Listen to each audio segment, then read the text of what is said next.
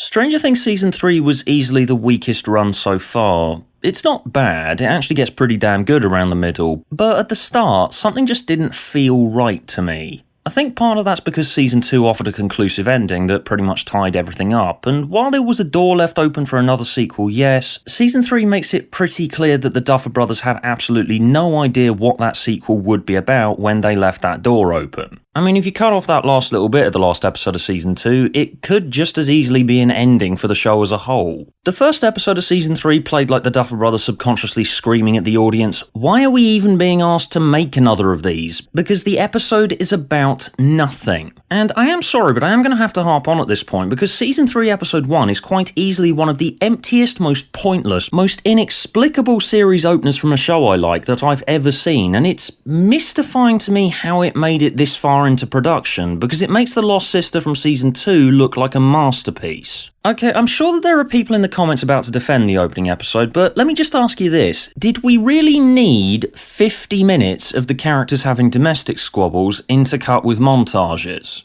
Okay, it's real, yes, the kids are becoming teenagers and we need to show them doing normal teenagery stuff, right? And Hop going, you keep your hands off my daughter, Mike, I got a shotgun and I'm not afraid to use it.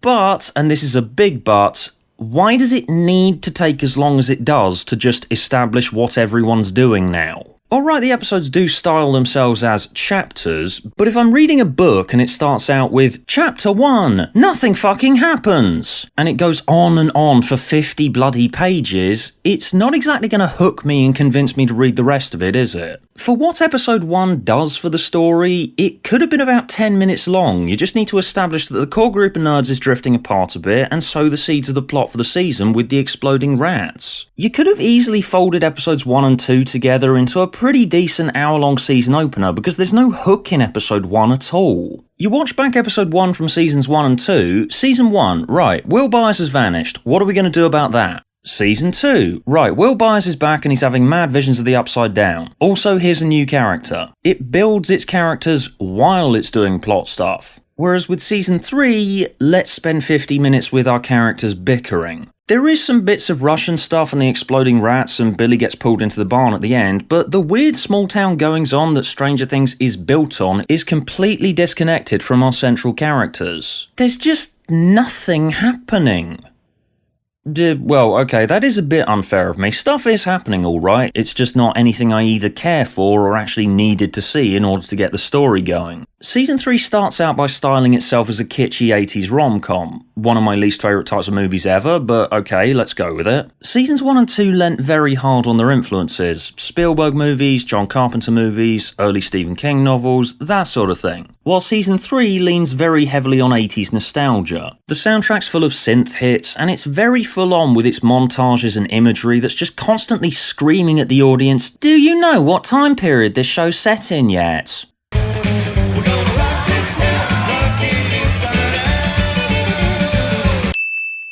With my girlfriend. I'm spending romantic time with my girlfriend.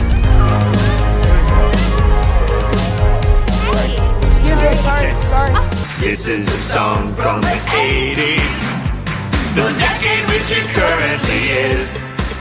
I don't remember Stranger Things ever overindulging in nostalgia to such a violent extreme as Season 3 does. Seasons 1 and 2 were small-town sci-fi horror stories that just happened to be set in the 80s. Season 3 seems to think it's a show about the 80s that just happens to have a small-town sci-fi horror story in it. And it feels like a crutch. 80s nostalgia is popular because the decade was all neon signs, bright colours, stupid haircuts and synth pop, and the show plays that up much harder than before, and it just felt to me like it was only doing that because the actual substance of Season 3 is much thinner than it was last time. So it's gotta compensate with something. Season 2 closed the gate and got rid of the lab, and when it did that, it cut off potential further avenues for plot. Season 3 has got to bring something completely new to the table, so it starts out with us wandering around around kinda dazed, confused and directionless for quite some time. When we actually get to the plot, the core idea is pretty decent. You got a team of Russians establishing a secret underground base beneath the mall in an attempt to reopen the gate to the Upside Down, while the mind flares back and making doppelgangers of Hawkins residents go out and do its bidding. There's a run of about 5 or 6 episodes buried in here that would have been just as good as the previous 2 seasons, but the problem is it's not 5 or 6 episodes long, it's 8 episodes long, and it's sown quite a lot of bad will in me by the time the actual plot becomes a more prominent feature.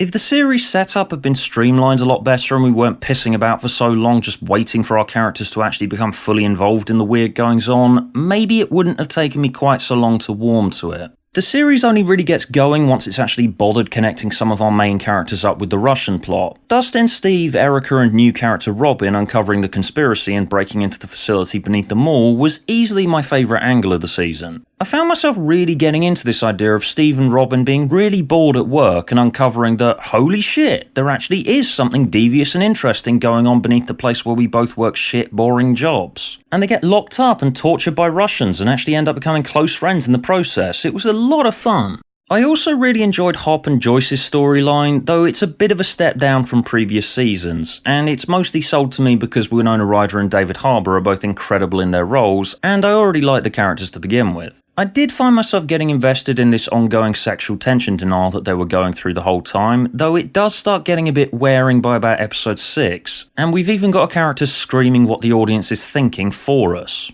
Please, for my sake, either quit your bickering or pull over, tear off those clothes, and get it over with already!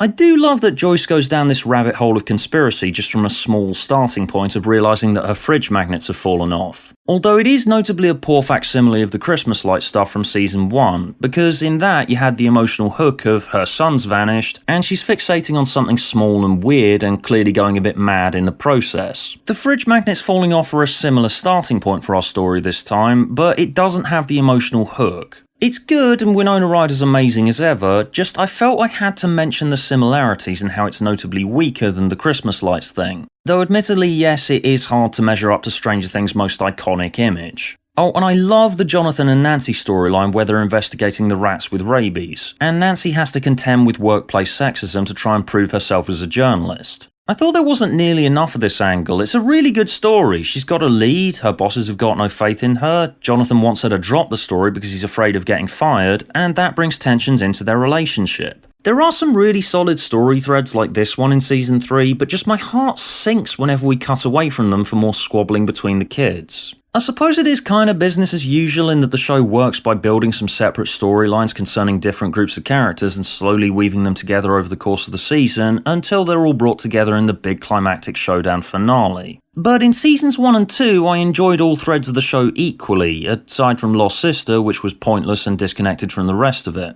Whereas here, yes, they've done the same thing, but if I'm really not enjoying one of those story threads, it's gonna piss me off whenever we cut back to it. This is not to say there isn't good stuff in the Mike, Elle, Lucas, Will and Max thread. The doppelganger storyline's really fun and makes sense if what your show's there to do is try and recreate this type of pulpy 80s small-town sci-fi horror. The kids are up against a powerful enemy that makes it so you can't even trust members of your own family. That's a great idea, you know? I just felt it was kinda encumbered by the drama going on between the kids at this point in the story.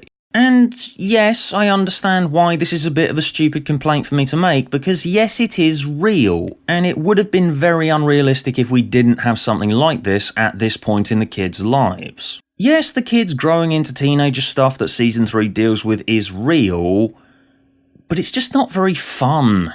It's just sad watching Will try desperately hard to cling on to their childhoods while Mike's drifting away from him. Yes, that is real, yes, life is sad and these things happen, but it kind of proves why the show was always destined to have an incredibly short lifespan, because conflicts like the one that dominates this thread of season 3 weren't really what I came to Stranger Things for in the first place, and it's just a bit of a downer, you know? The disgusting flesh-creeping monster stuff, doppelgangers, Russian conspiracy, the huge dramatic showdown in the mall, yes, totally what I come to Stranger Things for. This stuff, on the other hand, much less so. And the first few episodes of the next season are probably going to feel similarly directionless, because the finale of this one ushers in a total change to the dynamic. Spoiler warning. Okay, so Hop gets killed off in a really nice dramatic conclusion, although leading up to it they did hammer home far too hard that either Joyce or Hop was going to get killed off. Gee, Hop, I hope that we get out of this okay and we get to go on that date and nothing bad happens in the next 20 minutes. Me too, Joyce, and hell, if that goes well, maybe we'll end up getting married someday, and me, you, Elle, Jonathan and Will are all going to be one big happy family. And the show ends with Will, Joyce, Jonathan and Elle moving away from Hawkins. Can someone explain to me why this isn't an ending for the show as a whole? Because that's kinda how I always thought the show might end. One of the main cast gets killed off and the kids move away from Hawkins, grow up and move on with their lives. It hasn't been confirmed yet, but if they are going to make a 4th series of this, why? Because this ending is kinda perfect. The last episode of Season 3 pretty much closes the book on the whole thing. I mean, yeah, there's the post-credits scene leaving the door open again, and there are lots of unanswered questions, but unanswered questions are good, you know? Stranger Things has that air of Lovecraftian cosmic horror beyond the realms of our understanding about it. I just don't really see what another run of episodes featuring Mike, Elle, Lucas, Will, Joyce, Jonathan and Nancy etc. could really add.